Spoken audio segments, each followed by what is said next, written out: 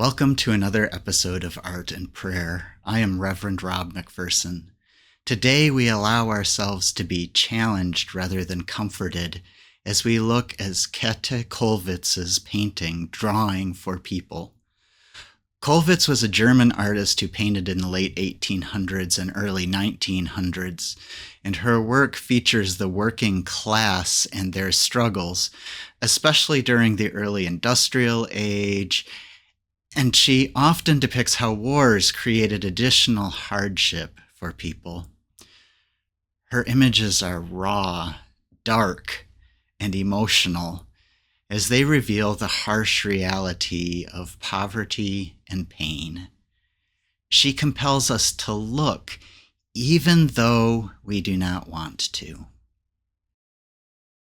If contemplative prayer is at least in part about listening to God, one thing we know, but we may not like to admit, is that what God has to say sometimes soothes our souls, but at other times it disrupts us from our routine and speaks words that are hard for us to hear. This is the feeling I get when I look at Kollwitz's painting. It's not a representation of the beautiful moments of life. Rather, it compels us to see what is hard for us to see and hear what we may not want to hear. She says, "It is my duty to voice the sufferings of humankind, the never-ending sufferings heaped mountain high. This is my task, but it is not an easy one to fulfill." And it was a very personal pain. Her younger son, Peter, died on the battlefield in World War I. Near the end of the war, she proclaimed, "There has been enough of dying.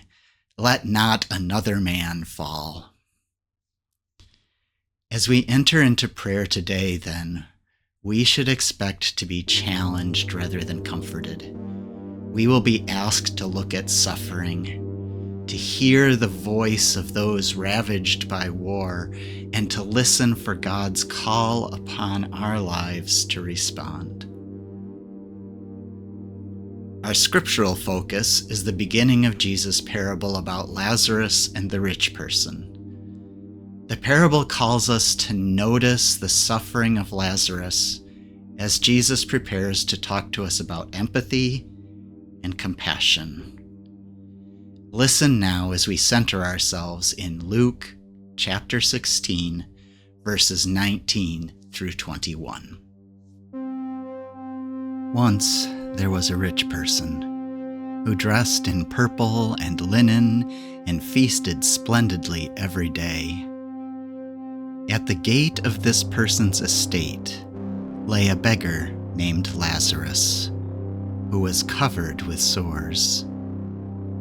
Lazarus longed to eat the scraps that fell from the rich person's table, and even the dogs came and licked Lazarus's sores. What emotions are you feeling as you read this description of the two people?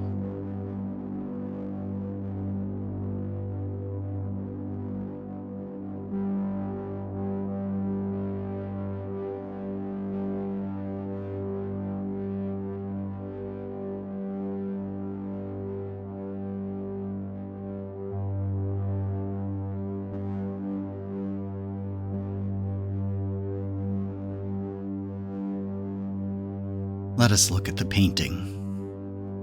What is the mood of the painting?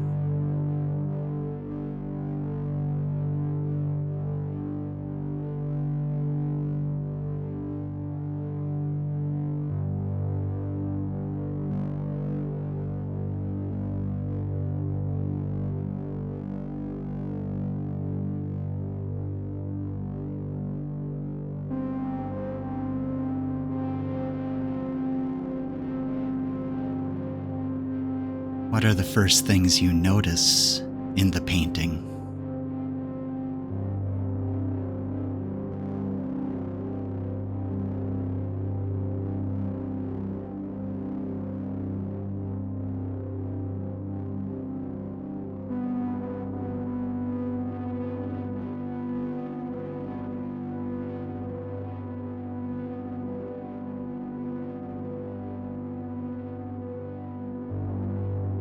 Allow your eye to wander, especially to the faces.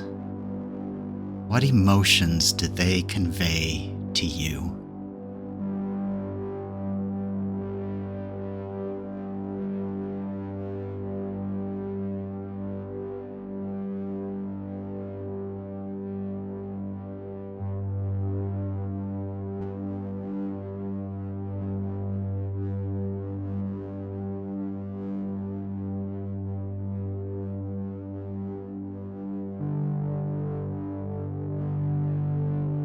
If you were to put a name or a label to each face, what would you call each of these people? Would they be individuals you know? Would they represent groups of people who are suffering? Are they symbolic of something larger? What name or label would you put to each face?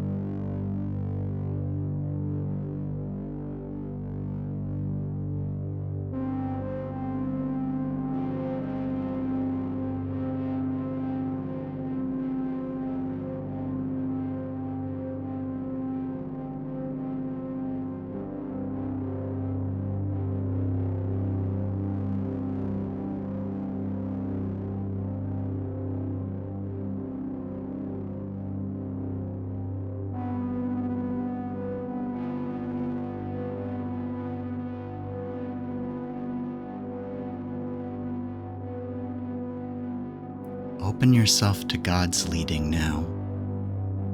Who in your life or in our world does God want you to see as you look at this artwork?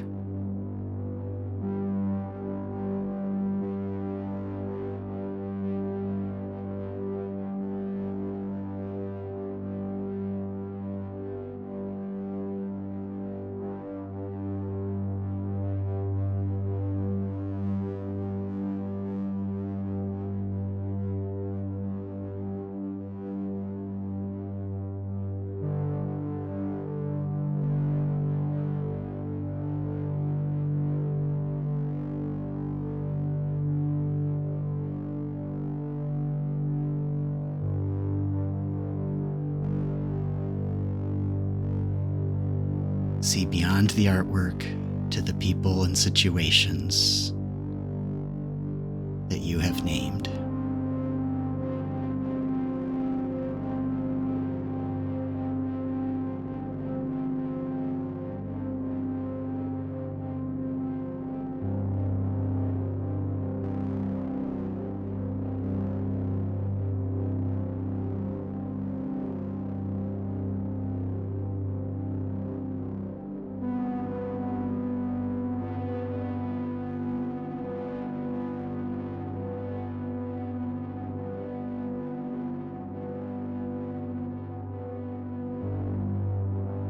Let us return to the scripture for a moment. Take time to listen for God's voice beneath the text. Don't listen to the words, but allow your mind to be receptive to the still, small whisper of God that speaks between the lines, that speaks just to you. Once there was a rich person who dressed in purple and linen and feasted splendidly every day. At the gate of this person's estate lay a beggar named Lazarus, who was covered with sores. Lazarus longed to eat the scraps that fell from the rich person's table, and even the dogs came and licked Lazarus's sores. What is God saying to you?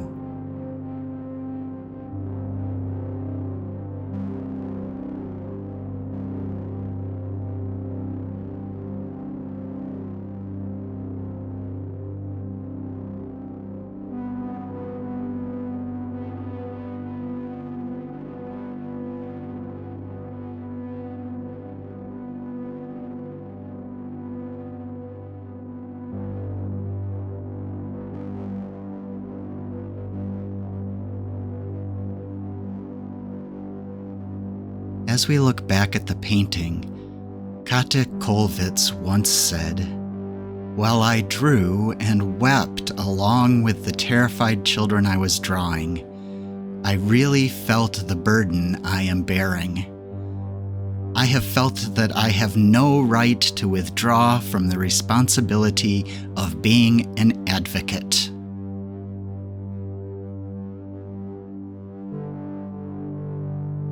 If God were calling you to be an advocate for those that you named as you looked at the painting, how would that look?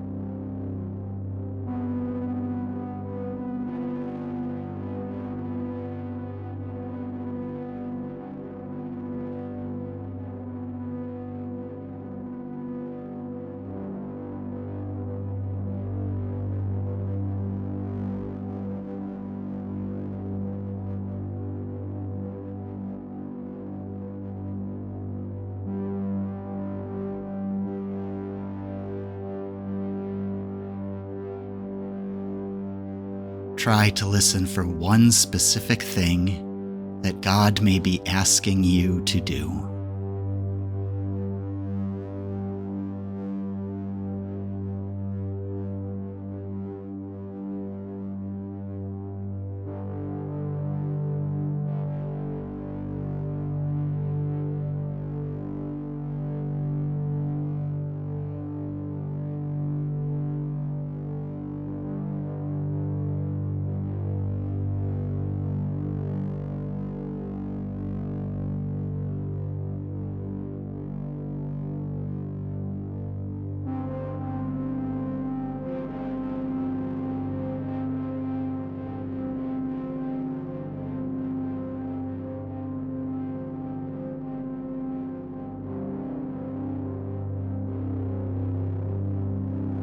Talk with God about this task. Share any hesitancy. Ask for any guidance. Be open and converse about whatever it is that you need to.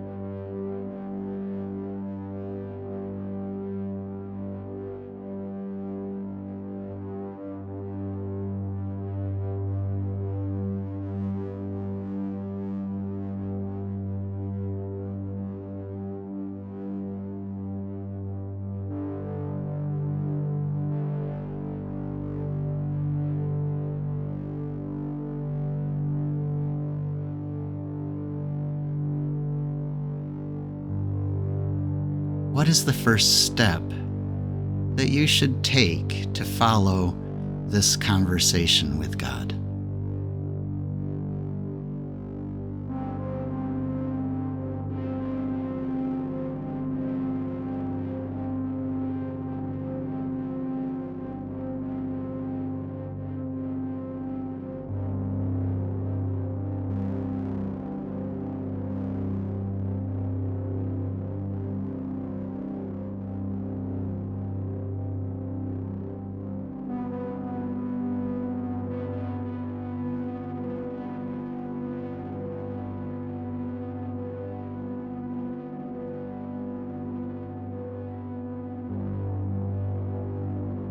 When might you take this first step?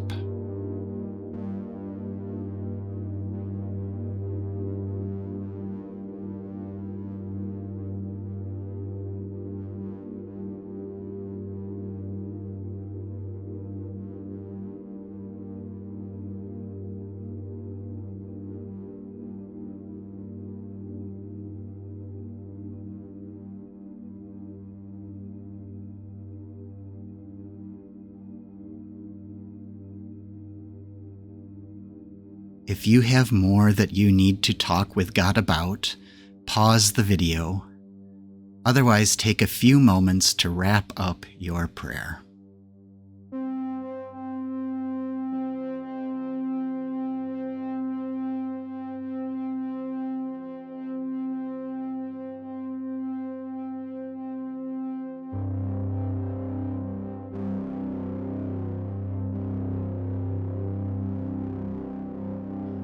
Kollwitz says that she was put in this world to change it, that she is in the world to change the world.